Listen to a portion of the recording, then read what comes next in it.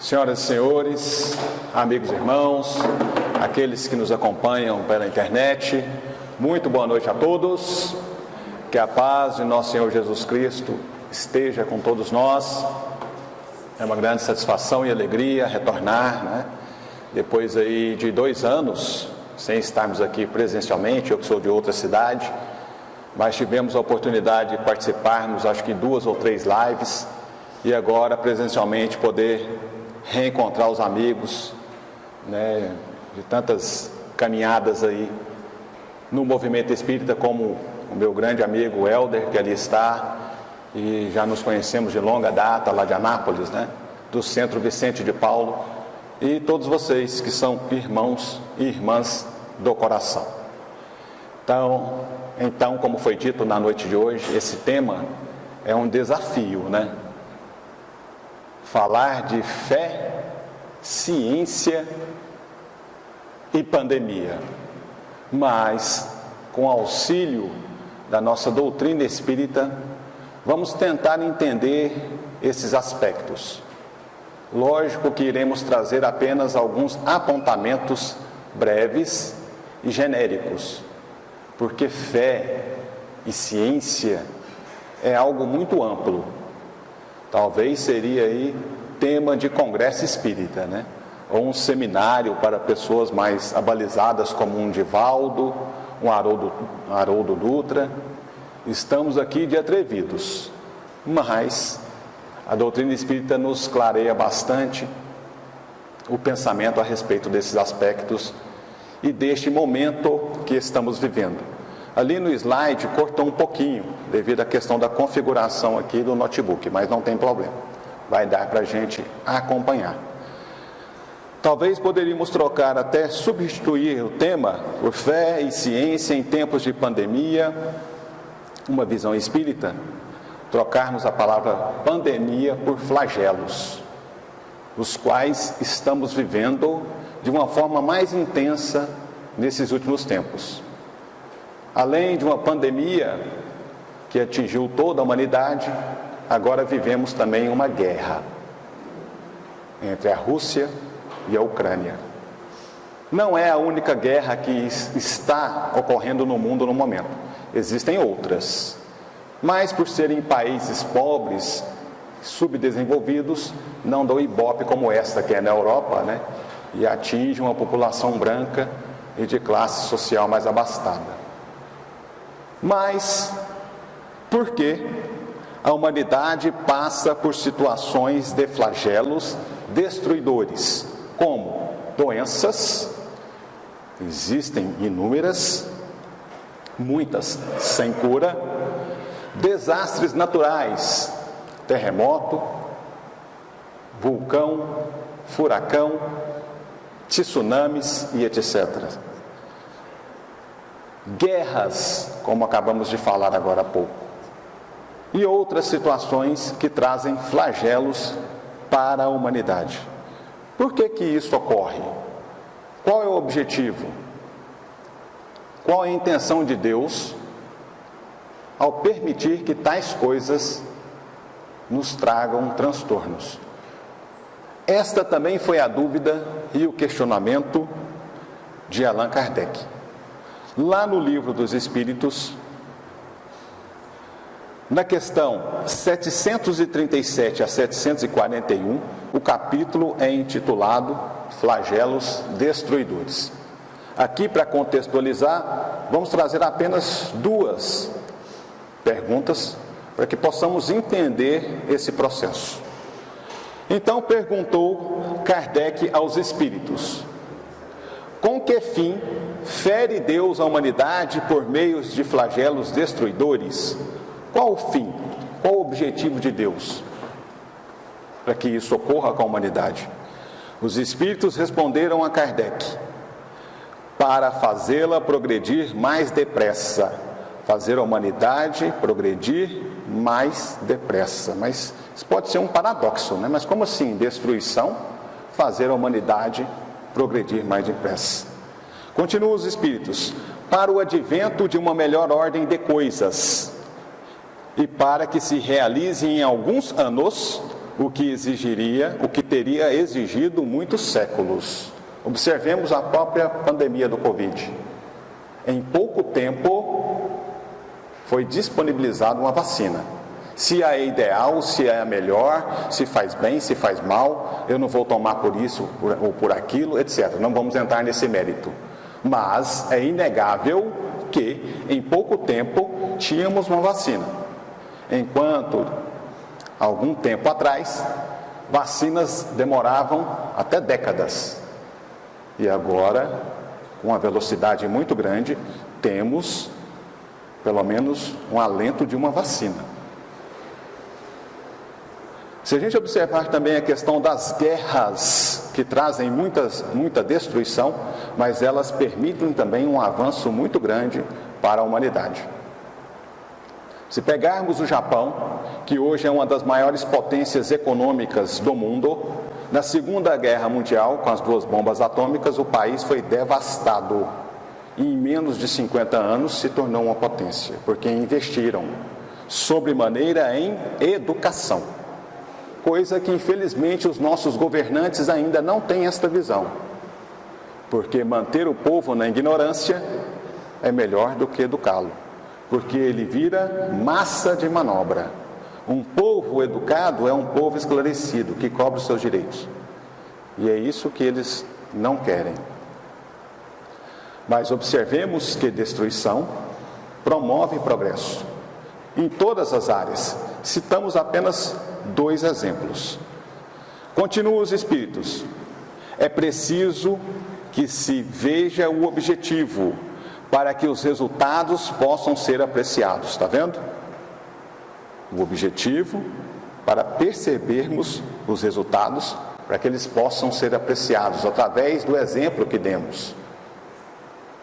O Japão, que sofre com vulcões, tsunamis e terremotos, através da tecnologia, desenvolveram prédios que pode ocorrer abalos sísmicos e eles não caem, porque eles utilizam molas e instrumentos em que os prédios são chacoalhados, mas não vêm ao solo. Tecnologia, um flagelo destruidor da natureza, mas com o avanço da tecnologia, da ciência, permite melhores condições de vida. Somente, continuam os espíritos, do vosso ponto de vista pessoal os apreciais. Às vezes a gente só olha o lado ruim, né? Das mortes, da tragédia, da dor. Daí vem que os qualificais de flagelos. Nós chamamos de flagelos, pelos efeitos do prejuízo que vos causam. E tem uma frase interessante de Divaldo, que eu já vi em uma palestra, que ele fala assim: desastres coletivos são libertações espirituais. E nós, espíritas, mais do que ninguém, sabemos disso, né? Que o acaso em situação nenhuma existe. Não existe acaso. Se algo nos ocorre, é porque tínhamos que passar por aquilo. Para sofrer? Não. Para evoluir. Para nos depurar. O sofrimento, ele é depurativo. Ele é pedagógico. Por mais, às vezes, estranho que possa parecer. Não que gostemos de sofrer. O espírita não é masoquista. Ninguém gosta de sofrer. Mesmo com essa visão que a doutrina nos dá. Mas nós temos um ponto de vista diferente. Não nos revoltamos contra a dor. A dor, na verdade, é uma irmã e uma amiga, como dizia sempre o Chico Xavier. Aí vai depender da maneira que observamos as coisas, como bem disseram os espíritos. Mas tem uma questão interessante.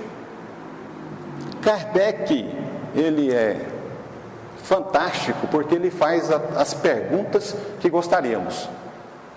Então, depois dessa explicação dos espíritos, ele fez outra pergunta, complementando a anterior. Mas para conseguir a melhora da humanidade, não podia Deus empregar outros meios? Tinha que ser um furacão, tsunami, pandemia e etc., guerras, que não os flagelos destruidores? Olha a pergunta de Kardec, bem inteligente, né? Os espíritos responderam: sim, e Deus emprega todos os dias, pois que deu a cada um de nós os meios de progredir pelo conhecimento do bem e do mal. E infelizmente, qual o caminho que na maioria das vezes a humanidade escolhe? O caminho do mal. Então é necessário vir os flagelos. Para quê? O homem, porém, não se aproveita desses meios, e seria o bem. Necessário, portanto, se torne que seja castigado. Forte essa palavra para a doutrina espírita, né? Castigo. Se Deus é amor, Deus não castiga ninguém. Deus é amor. Ele nem castiga e nem perdoa, Ele ama. Vamos entender essa palavra castigo aqui num sentido também pedagógico, de educar. Então o homem tem que ser educado no seu orgulho. Então a humanidade, de um modo geral, traz em si o germe do orgulho, de pensar muitas vezes que é maior do que o próprio Deus, o nosso Criador. Então, nesse sentido, os flagelos fazem o homem sentir a sua fraqueza. Gente, é verdade, né? Esse Covid. Só no Brasil, mais de 600 mil pessoas perderam a vida. E aí, não importa se a pessoa tinha inteligência, beleza, saúde, riqueza, pobres e ricos pereceram. O Covid nos igualou, nos demonstrando que não somos melhores do que ninguém. E demonstrou para a humanidade a nossa fragilidade, o tanto que a vida é frágil, é um sopro. Então não somos melhores do que ninguém, de forma ou espécie nenhuma. Então essa doença trouxe uma mensagem para a humanidade, né? Que infelizmente a gente observa que muitos ainda não entenderam essa mensagem. Porque ainda não saímos do processo pandêmico e estamos vendo as atrocidades, parece que estão aumentando, né? O feminicídio no Brasil aumentou de forma assustadora. Homicídios, furtos, roubos, golpes em redes sociais, internet, a violência. Ficamos aí 2 anos, para quem gosta de futebol como eu, sem poder irmos aos estádios. Quando liberou, o que a gente está vendo? Brigas, mortes, etc. Mas a humanidade ainda não entendeu a mensagem, infelizmente.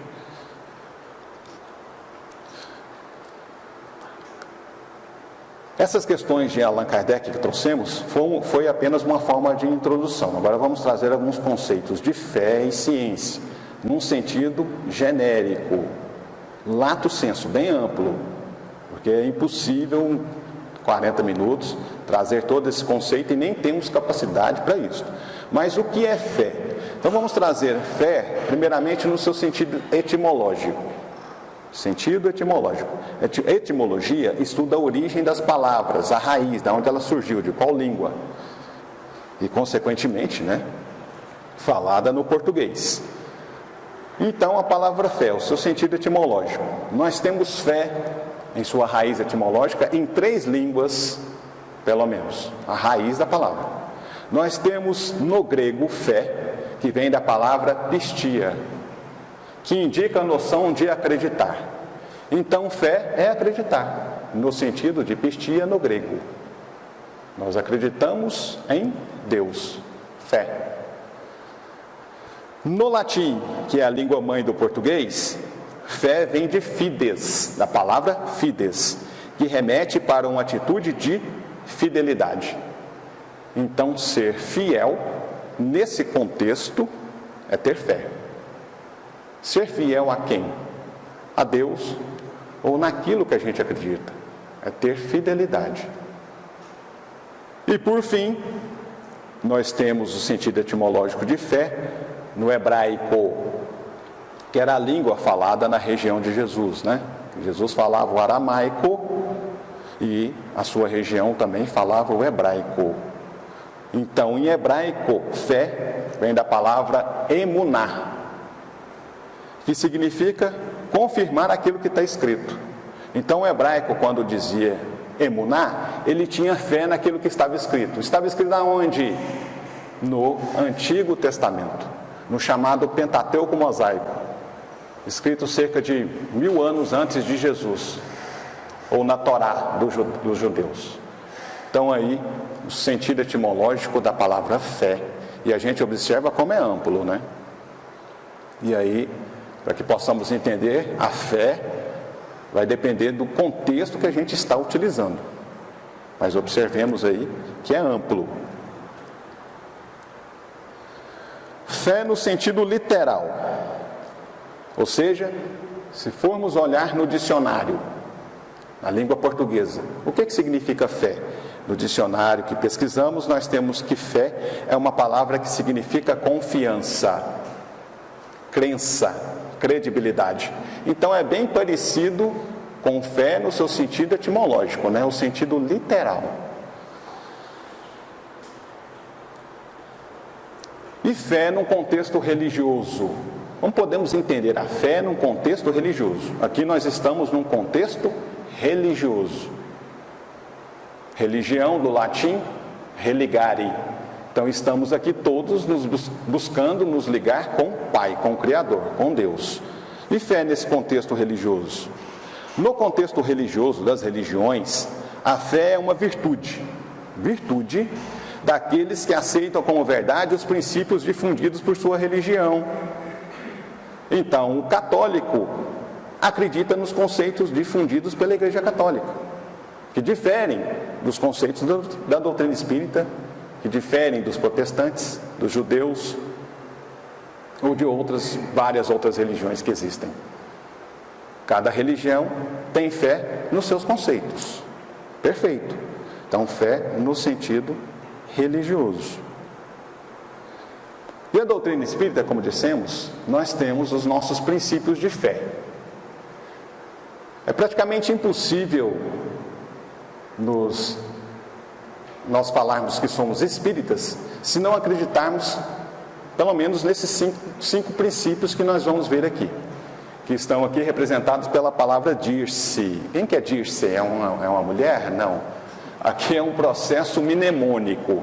Vamos utilizar um processo mnemônico, que é pegando a primeira palavra, a primeira letra de cada palavra, para que a gente possa grafar melhor. Esse processo mnemônico é muito utilizado para quem estuda para concurso, né? Facilita a gente lembrar na hora da prova, ou num processo acadêmico de um modo geral. Então, 5 princípios, pelo menos, da fé espírita, que são esses. Deus. É impossível alguém, se falar espírita, dizer que é espírita se não acreditar em Deus. Não tem como. É a questão número 1 do livro dos Espíritos. Deus é a inteligência suprema, causa primária de todas as coisas. Então, nós, espíritas, somos deístas, acreditamos em Deus. O segundo aspecto da nossa fé é a imortalidade. Impossível também se considerar espírita se você não acredita na imortalidade. Quem não acredita na imortalidade é materialista. O materialista é aquele que entende assim: morreu, acabou, não tem mais nada. Materialista. Nós somos espiritualistas. Todos os cristãos, a propósito, são espiritualistas. Porque o cristão, de um modo geral, acredita que existe algo além da matéria. E nós acreditamos na imortalidade da alma. É o nosso princípio de fé. Um outro processo é a reencarnação.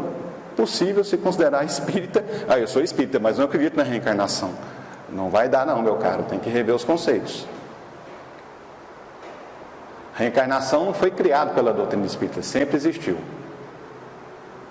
A doutrina espírita nos esclarece com a precisão, uma clareza profunda, as questões da reencarnação, que é uma dádiva de Deus, para que possamos evoluir. Um outro princípio da nossa fé espírita é a comunicabilidade com os espíritos. Toda a obra de Allan Kardec é pautada em comunicação com os espíritos. Livro dos Espíritos, as revistas espíritas, o Evangelho segundo o Espiritismo, Céu e Inferno, o Livro dos Médiuns, etc. Ele não era médium ostensivo. Ele utilizava-se de médiums, que lhe ditavam as mensagens, ele passava tudo pelo crivo da razão, analisava e publicava. E um outro princípio da nossa fé Evolução. Todo espírita crê que nós estamos num processo evolutivo. Porque senão ficaríamos estagnados no tempo e no espaço, lá na época ainda dos homens das cavernas. Ainda temos muito o que evoluir, mas é inegável que a humanidade avançou e muito. E nós somos esse processo evolutivo. Evolução. A única certeza que a doutrina espírita nos dá é que todos nós, um dia, todos, sem exceção, seremos espíritos puros. O que é isso? Um processo evolutivo. Fomos todos criados no mesmo patamar, né?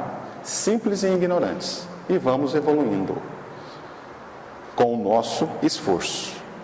Então, princípios da fé espírita: Deus, imortalidade, reencarnação, comunicação com os espíritos e evolução. Pelo menos 5 aí, né? Uma das definições mais belas que eu considero da Bíblia e do cristianismo, uma definição de fé belíssima, é essa de Paulo de Tarso, que se encontra na Bíblia. Olha que profundo. Carta de Paulo aos Hebreus 11:1. Ele diz: a fé é o firme fundamento das coisas que se esperam. Ter fé é esperar, é acreditar, é confiar, é a convicção das coisas que não se veem. Perfeito. Precisa ver espíritos para acreditar que eles existem. Não precisa ver um espírito dando uma comunicação através de um médium para eu acreditar que aquilo ali é uma comunicação de espíritos. Não é necessário eu ver Deus, né, para que eu possa acreditar nele, no seu poder, ou todos nós. É isto. Então, fé é uma convicção sincera e profunda das coisas. E foi Jesus que disse, né? Louvado seja aquele que crê sem ver. Fé é isto. E fé não tem como explicar muito não, em sentido literal, etimológico e etc. Fé é algo que é sentido, né? Não tem como ninguém impor fé a outra pessoa. É algo natural, é espontâneo, é nosso. E nem tem como a gente ir numa farmácia e comprar lá uma caixinha de comprimidos para se ter fé. É impossível. Porque fé não é algo de fora para dentro. É o processo inverso. É de dentro para fora. Então, fé é algo muito profundo e muito pessoal de cada um. A fé segundo o Espiritismo, a gente encontra essa frase no Evangelho segundo o Espiritismo, que Kardec diz que fé inabalável, aquela que não se abala, só é aquela que pode encarar frente a frente a razão. Em todas as épocas da humanidade. Porque a doutrina espírita, ela é racional, pautadas em questões filosóficas, científicas e morais. Então, essa é a fé que o espírita acredita, em uma fé inabalável que encara frente a frente a razão. E aonde a ciência para, a doutrina espírita avança. Bom, trouxemos um breve conceito de fé, um breve conceito do que é ciência. Olha só. Também na etimologia, buscando a origem das palavras, para que a gente possa compreender o contexto. Esta palavra, ciência, deriva do latim, scientia, cujo significado é conhecimento ou saber. Então, ciência é conhecimento ou saber. Ciência representa todo o conhecimento adquirido através de estudo. Não se adquire ciência sem estudo. Pesquisa ou prática. É assim que se dá o processo metodológico, na metodologia da ciência. Investigação, pesquisa, conclusão e experiências. Em geral, a ciência é muito ampla, comporta vários conjuntos de saberes, nos quais são elaboradas as suas teorias baseadas nos seus próprios métodos e pesquisas científicas. E mesmo assim, não existe um conceito, um padrão para definir ciência. Existem vários conceitos. Aqui trouxemos um tipo de conceito. É bem amplo, bem profundo. Mas dizem que a ciência moderna teria nascido com Galileu no século XVI. Ele seria o pai da ciência moderna. Quando ele, com seus alunos, vai até a Torre de Pisa, que é a sua cidade natal, leva alguns alunos para fazer um experimento. Ele estava com 2 tijolos. Um tijolo estava inteiro e o outro estava pela metade. E ele perguntou para os seus alunos: qual tijolo que vocês acham que vai cair primeiro ao solo? O tijolo completo, inteiro, ou o que está pela metade? A maioria deles respondeu: claro, mestre, que é o tijolo inteiro, porque ele é mais pesado. Daí ele soltou os tijolos e eles caíram ao solo ao mesmo tempo. E ele disse: jamais afirme alguma coisa sem antes experimentarem. O que aconteceu é o seguinte: o que o tijolo ganhou em peso pelo seu tamanho, o outro ganhou em menos resistência do ar, porque era menor. Então eles chegaram juntos. Aí desconsiderando a questão, né, do vácuo ou do vento. E aí se diz que nasceu a ciência moderna, com Galileu, que depois foi condenado a morrer na fogueira, porque disse, apontando o seu telescópio para os céus, que o centro do sistema solar não era a Terra, como pregava a igreja, e sim o Sol, né? E hoje qualquer criança de 5 anos sabe que o centro do sistema solar nosso é o Sol, não é a Terra. E ele quase parou na fogueira por causa disso. Mas nada pode deter o progresso, né? 300 anos depois a igreja veio pedir desculpa para ele, porque viu que a igreja estava errada no seu conceito, e ele estava certo. O Papa João Paulo II. Ciência e espiritismo. Espiritismo é ciência? É ciência, é filosofia e é ciência.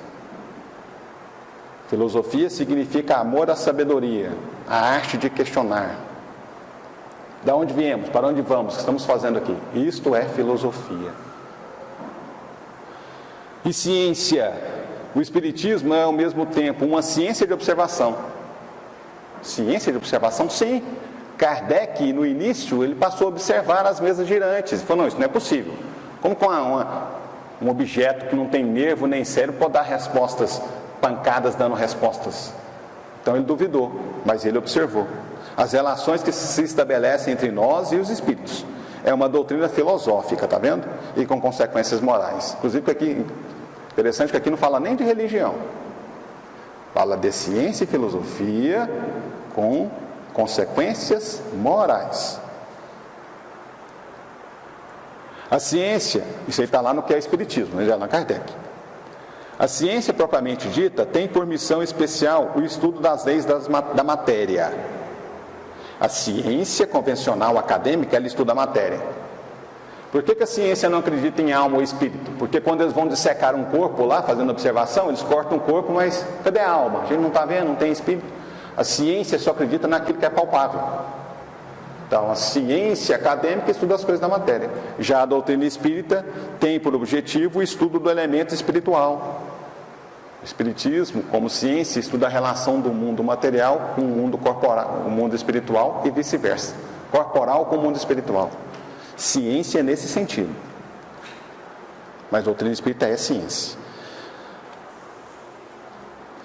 Kardec teve toda uma metodologia científica. Primeiro ele observou as mesas girantes, depois ele identificou um problema, como que algo ali, né, que não tem nervos nem cérebro, que é uma coisa material, uma mesa vai dar respostas inteligentes. Então ele formulou uma hipótese: opa, se essa mesa está dando respostas inteligentes, se o efeito é inteligente, a causa é inteligente. E aí ele fez um link com os espíritos. Então são os espíritos que estão respondendo. Ele verificou, através da experimentação, da observação, que era realmente espíritos, concluiu a sua tese, que existe um mundo espiritual, e comunicou, através do processo do Livro dos Espíritos, em 1857, das Revistas Espíritas e todas as obras que Kardec publicou. Então aqui nós temos um processo científico da doutrina espírita. Por isso que o espiritismo, que utiliza os mesmos conceitos básicos da ciência tradicional, Kardec se utilizou. Então o espiritismo é ciência. Trouxemos um breve conceito de fé, ciência, vamos falar um pouquinho de pandemia, né? Na visão aí, todos esses contextos dentro da visão espírita, que a proposta do estudo é essa. Bom, o caráter avassalador das doenças manifesta-se sob 3 aspectos. pandemia, epidemia e endemia. Então são as três características das doenças conforme o Ministério da Saúde. Ministério da Saúde, conceito deles aí.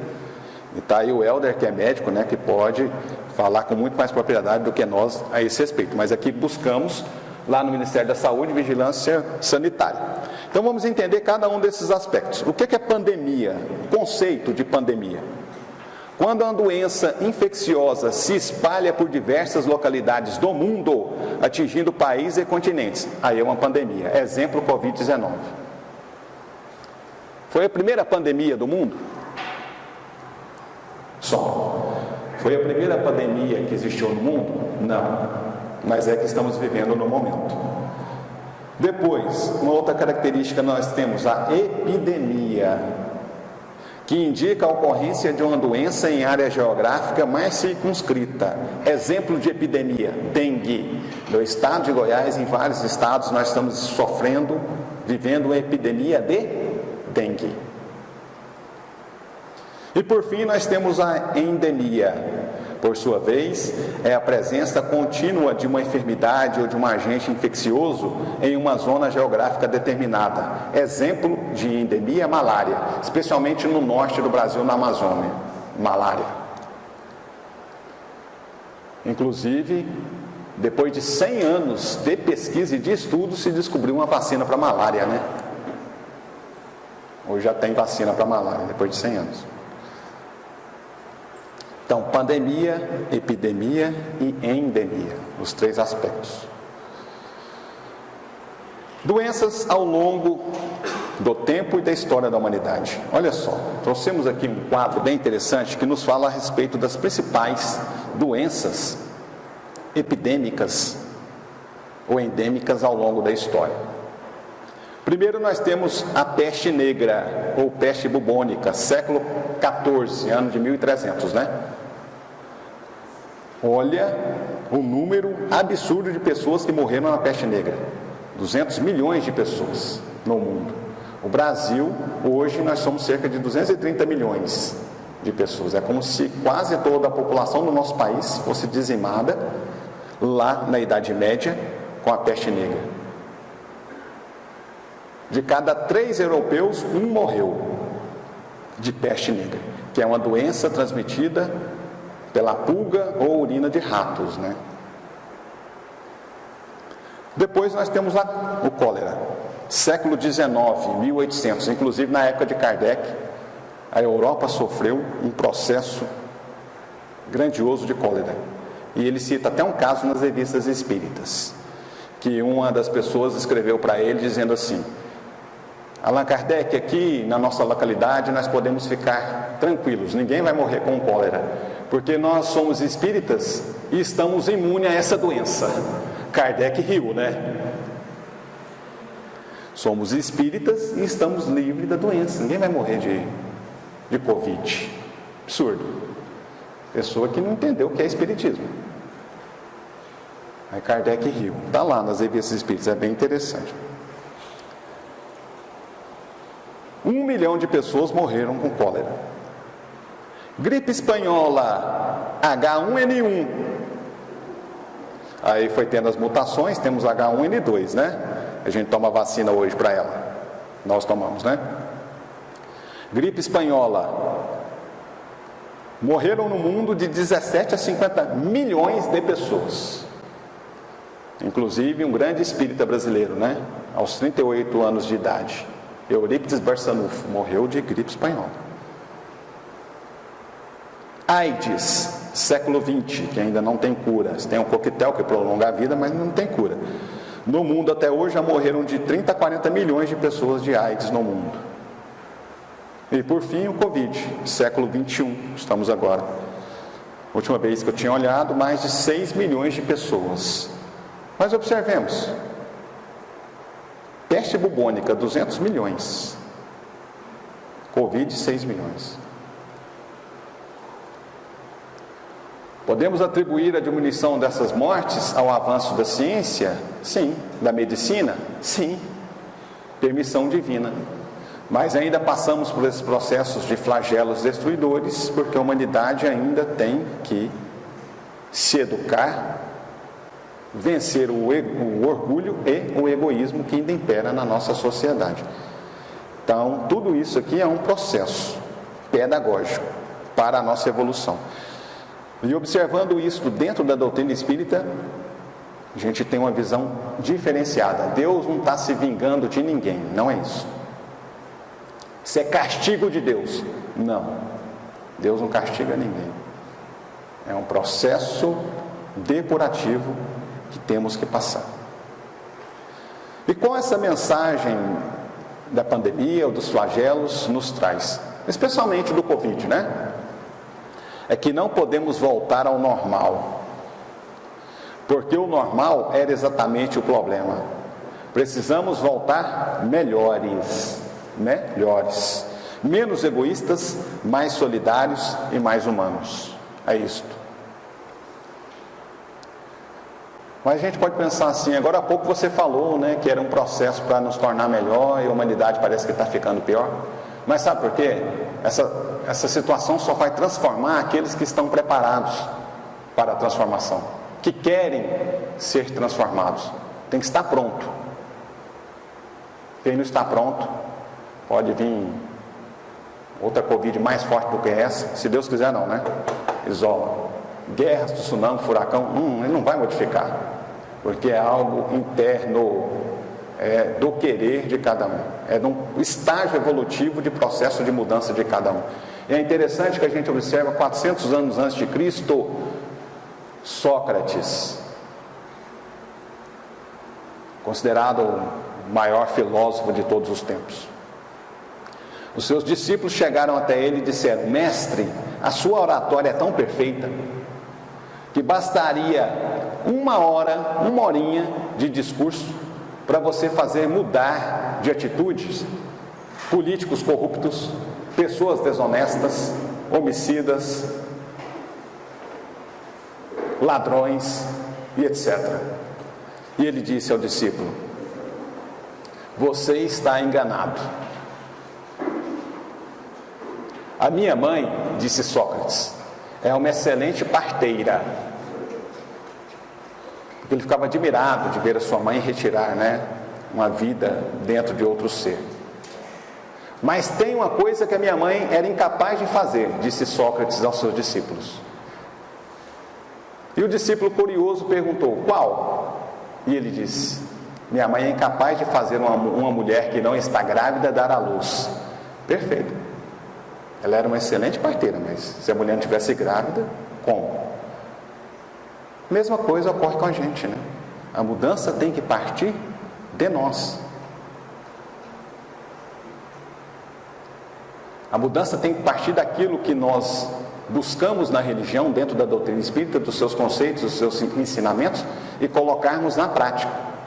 Não basta apenas ouvir palestra, falar, que é o mais fácil, ler e não colocar em prática. A gente aumenta o nosso conhecimento intelectual, mas a mudança, ela inicia aqui e termina aqui, nas atitudes, nas ações. Fácil? Não. É por isso que a gente tem que reencarnar quantas vezes forem necessárias para evoluirmos. É um processo, mas não é impossível. Basta querermos e nos esforçarmos. Aí essa é a lição de Sócrates que eu disse para vocês agora há pouco, né? E aí ele cria o processo da maêutica, que maêutica em grego significa parto. Por isso que Sócrates, muitas vezes, ele não dava respostas prontas. Quando ele era questionado, ele retornava a pergunta e fazia com que a pessoa respondesse, porque ele entendia que o conhecimento está dentro de cada um de nós. E é verdade, esse é o processo da maêutica socrática. E assim, tenhamos fé, porque vimos que fé é acreditar. Fé é entender que temos algo a realizar neste mundo. Fé é acreditar que podemos ser seres melhores e, consequentemente, transformar o mundo que vivemos. Então, tenhamos fé em Deus, em Jesus, que é o nosso guia e modelo, na ciência, que é uma permissão divina, que traz muitos benefícios à humanidade, e, sobretudo, fé em nós mesmos, em nossa capacidade de conseguir vencer as dificuldades e evoluir. Então, senhores e senhoras e amigos e irmãos, essa era a mensagem da noite de hoje. Agradecemos pela oportunidade e rogando a Deus que nos abençoe, ampare, ilumine e proteja, hoje, amanhã e por todo sempre. Obrigado, boa noite a todos, fiquem com Deus.